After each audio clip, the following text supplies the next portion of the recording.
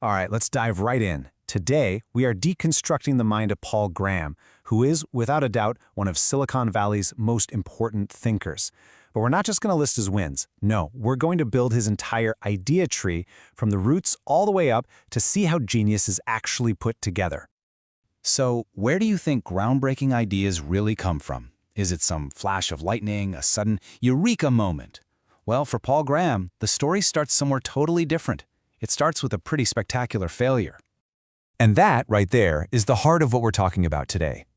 We're going to trace exactly how Graham took his failures, his weird intellectual quirks, and his biggest influences, and remixed them into the blueprint for the modern startup.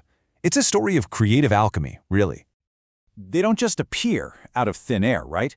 They are built piece by piece from all the scraps of our experiences.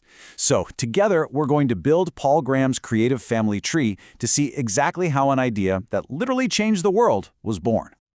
Every tree has to start with its roots. So let's begin there, with the intellectual DNA, the foundational ideas that really nourished his entire career long before he ever wrote a single line of code for a startup. At the very core of Graham's mind is this really fascinating duality. He sees the world through two lenses at the same time: the hacker, who builds systems, and the painter, who creates beauty. And he famously argued that they are way more alike than you'd think. In his eyes, both are simply makers.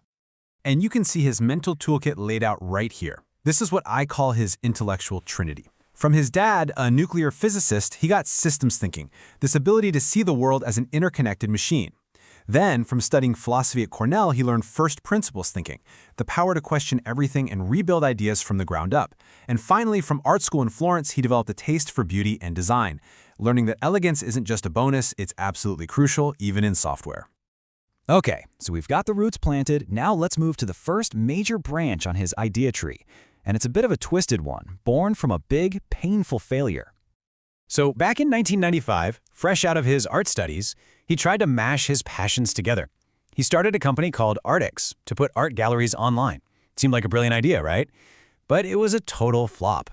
He quickly realized that while the tech was possible, he was solving a problem that his users, the gallery owners, didn't actually have. They just didn't want to be online. And boom, that failure taught him this lesson. This one sentence became the absolute bedrock of Y Combinator, the principle that hundreds of successful companies were built on. So you see, that failure wasn't the end. It was the single most important ingredient for everything that came next. Now let's see how this starts to build, how that brutal lesson from failure mixed with a really powerful psychological quirk grew into the actual trunk of his idea tree, a whole new playbook for building companies. I love this. His next huge idea, ViaWeb, wasn't born from some grand vision for the future of the internet. Nope, it was born from avoidance. See, back then, if you made software, it had to run on a user's computer, which meant programming for Windows. Graham and his co-founder, Robert Morris, hated programming for Windows. So they invented a clever workaround. What if the software ran on their server and people just used it through the web? It was basically a hack born from what he calls a productive kind of laziness. And that lazy idea? That little shortcut to avoid doing annoying work, it became ViaWeb, the world's first ever web application. And in 1998, Yahoo bought it for almost $50 million. It became the foundation for the Yahoo store, proving that his weird, counterintuitive approach could create massive, massive value. So after that big exit, Graham looked around at the world of venture capital, and he saw a totally broken system. Applying that first principles thinking, he realized it was designed all wrong. It was slow, it was bureaucratic, and it funded the suits, the people with fancy MBAs and 50-page business plans, while totally ignoring the people who actually build things, the hackers. So he and Jessica Livingston just designed the exact opposite. Y Combinator was built from the ground up to fund the makers directly, to give them small amounts of cash to test ideas fast, and to embrace the ideas that seemed kind of implausible, maybe even looked like toys at first. It was the ultimate remix of all his experiences. Fund people like him who are just driven by curiosity and a deep desire to build cool stuff. But this new model, it wasn't just about the money. It was about a whole new philosophy of work, a mindset that really forms the leafy canopy of his entire idea tree. He tried to boil down the essence of a great founder into just 2 words, and after seeing thousands of them, this is what he landed on: relentlessly resourceful. It's not about being the smartest person in the room, not at all. It's about having the creative grit and the ingenuity to find a way, anyway, over, under, or straight through any obstacle. The opposite, he says, is being hapless, just letting the world happen to you. He also identified this fundamental conflict in how the world organizes its time. Managers, right, they run on a schedule chopped up into one-hour blocks. But makers, the programmers, the writers, the designers, they need long, uninterrupted stretches of time to do deep creative work.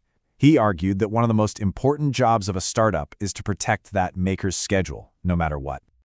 So the crucial point is this. When you put it all together, Graham's philosophy of success, it isn't about some innate genius or having the perfect business plan. It's about sheer determination paired with the creative resourcefulness to find a new path when you inevitably hit a wall.